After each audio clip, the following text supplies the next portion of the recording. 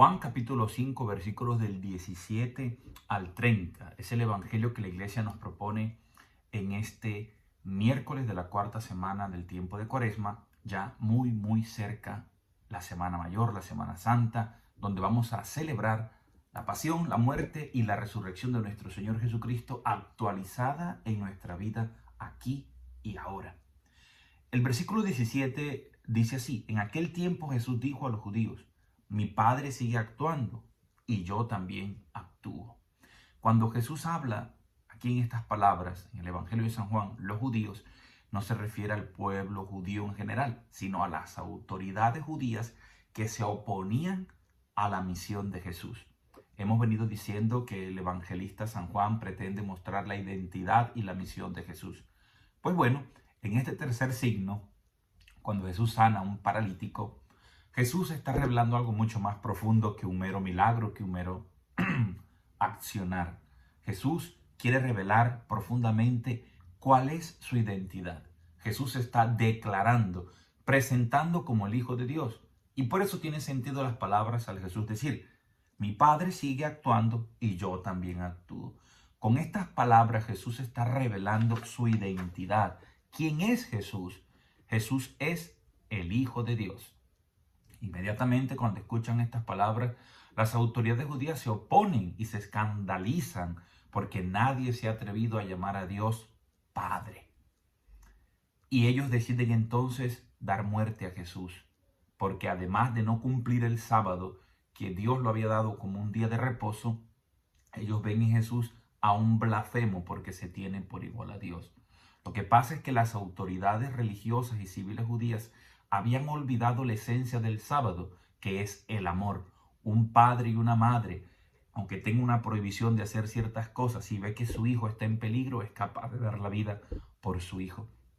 Ahora Jesús está manifestando ese rostro amoroso del Padre que se había revelado ya en el Antiguo Testamento, pero que ahora él mismo, haciéndose carne, el Hijo de Dios, hecho hombre, nos está manifestando el verdadero rostro de Dios, un Dios que es amor, que es misericordia y que es perdón.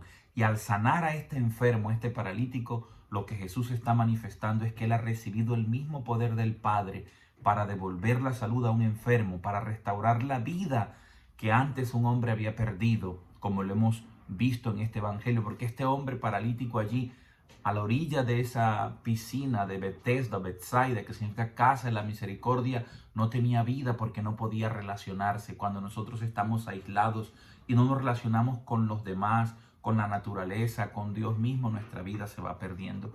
Lo primero que nos muestra este evangelio entonces es a Jesús que está manifestando su verdadera identidad. Al decir mi Padre, indirectamente está diciendo yo soy su Hijo. En segundo lugar, vemos esta clara oposición de la autoridad judía ante la propuesta de Jesús de presentar su verdadera identidad. Mientras Jesús dice yo soy el Hijo de Dios, ellos se oponen y no pueden creer. En tercer lugar, hermanos, podemos ver que Jesús continúa en el evangelio y ya sin interrupción y sin oposición de estas autoridades judías que rechazan su autoridad como Hijo del Padre Dios. Jesús ahora explica profundamente. ¿Y qué es lo que Jesús va a explicar? La perfecta unidad que existe entre el hacer del Padre y el hacer del Hijo. Es decir, la comunión perfecta, plena, íntima de amor que hay en Dios, Padre, Hijo. Y luego vendrá ya en el capítulo 20, cuando Jesús done el Espíritu Santo, se revelará completamente que Dios es uno solo, pero que no es solitario, que Dios es una relación continua y permanente de amor, Padre, Hijo y Espíritu Santo. Por eso nosotros somos seres relacionales y sociales por naturaleza. Deseamos permanentemente entrar en contacto y relación con los demás. Dios no nos ha creado para andar solitarios por la vida. Necesitamos siempre entrar en contacto y en relación. Lo que pasa es que nuestras relaciones no son sanas. Por ejemplo, un caso particular y concreto. Italia no fue al Mundial, Colombia tampoco va a ir al Mundial. Y uno se podría preguntar tantas cosas, ¿qué ha pasado? Y empezar a buscar culpables y tirar para allá y para acá. Pero para que un equipo pueda andar adelante se necesita precisamente que sepan jugar, actuar en equipo, es decir, como una familia, reconocer que cada uno de ellos es supremamente importante y necesario. Y eso es lo que Jesús está manifestando a esas autoridades judías ese hombre paralítico, ese pobre, ese que sufre, ese que llora, es tan importante para Dios como una persona poderosa. Esta perfecta unidad en el actuar del Padre, que también se refleja en el actuar del Hijo, revela entonces la esencia de Dios, que es amor, amor, amor y amor. ¿Cómo accedemos nosotros a esa comunión con el Padre, con el Hijo y el Espíritu Santo? Se accede a través de la escucha de la palabra de Jesús. El paralítico no tocó el agua, le bastó escuchar la palabra de Jesús para quedar sano, porque la verdadera agua es la palabra del Señor, que cuando llega y penetra nuestro corazón y nosotros escuchando, creemos esa palabra, se da lo que se llama la obediencia de la fe. Entonces, ¿quién entra en esa comunión íntima, perfecta de amor de Dios? Aquel que escucha la palabra del Hijo, que vino a revelarnos, a contarnos quién es verdaderamente Dios. Jesús de Nazaret nos cuenta la verdad de Dios, nos cuenta la verdad del hombre y nos revela el destino final también de la historia, del universo, del mundo mismo en el que nosotros habitamos. Solo a través de la escucha y obedeciendo esa palabra accedemos a ese misterio de Dios. Y es allí donde se revela entonces esa perfecta unidad del Padre, del Hijo y del Espíritu Santo. Y que el Hijo ahora posee esa vida, ese poder sobre la vida y sobre la muerte. Y por eso es juez.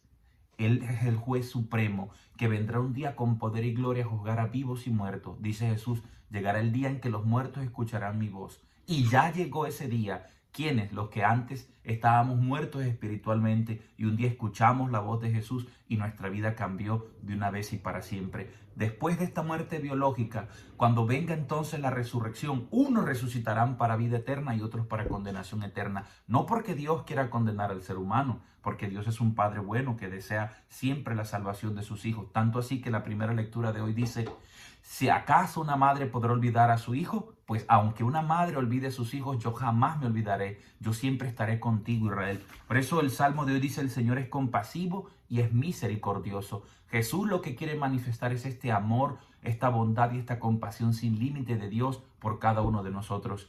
Que podamos nosotros comprender entonces que todo aquel que escucha la palabra de Dios, que crea esa palabra, tiene vida eterna. ¿Qué significa? Empieza a ser feliz aquí y ahora. Y un día, más allá de la muerte, disfrutará de una vida eterna y sin fin. Una felicidad que no tiene límites.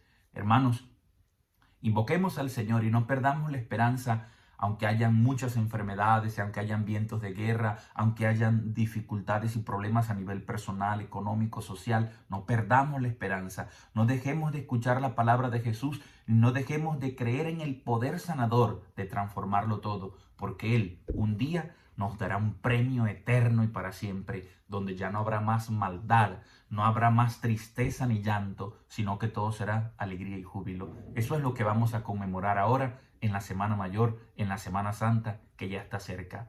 Juanca Mendoza, con Cristo la vida es mucho más sabrosa. No te olvides de compartir el video y suscribirte a nuestro canal activando la campanita. Ciao a tutti, arrivederci.